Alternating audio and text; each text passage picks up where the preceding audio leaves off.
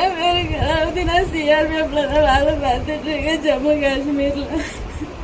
என் ஊர் பொண்ணு பக்கத்துல நாராயணபுரம் கிராமம். எங்க வீட்டுல நானு, எங்க அப்பா, எங்க அண்ணன், எங்க அம்மா. எங்க அம்மா 24ஆம் தேதி சாயங்காலம் 3:30 மணிக்கு மாடு மேய்க்க போகும்போது யாரும் போட்டு உடச்சு மொத்த நகை எடுத்துட்டு போயிட்டேன். என் கல்யாணத்துக்காக சேர்த்து வச்ச நகை 5:30 மணிக்கு ரிட்டர்ன் வந்து பார்க்கும்போது மொத்த போட்டு உடச்சிட்டு சாமானெல்லாம் எடுத்துட்டு போயிட்டேன் நகை எல்லாத்தையும்.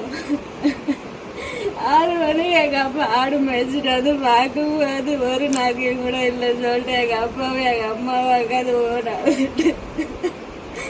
எங்க அண்ணன் வேலைக்கு போயிட்டு ரிட்டர்ன் வந்து பார்க்கும்போது அவங்க அழுதுட்டு இருந்தது பார்த்து கேட்டுட்டு போலீஸ் ஸ்டேஷன்ல போய் கம்ப்ளைண்ட் கொடுத்தா. ஜூன் மாதம் 24ஆம் தேதி நைட்டு.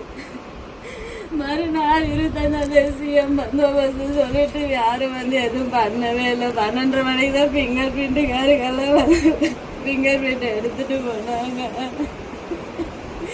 எஃப்ஐஆர் காப்பி கூட போடாம 28ஆம் தேதி தான் எஃப்ஐஆர் காப்பி போட்டு கொடுத்தாங்க. நான் எல்லா விதத்துலயும் ட்ரை பண்ணி பார்த்துட்டேன்.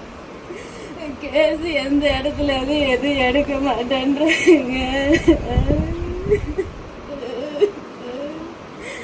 என் வீட்டுல யாருக்கும் எந்த இது பண்ண முடியாம நிக்கிறாங்க.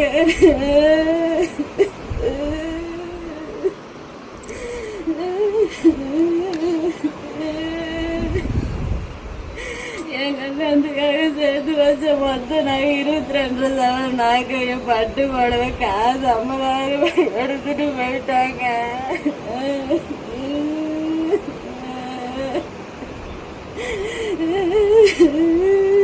எல்லா விதத்துலயும் ட்ரை பண்ணி பார்த்துட்டு யாரும் எனக்கு ஹெல்ப் பண்ற மாதிரி இல்லையே.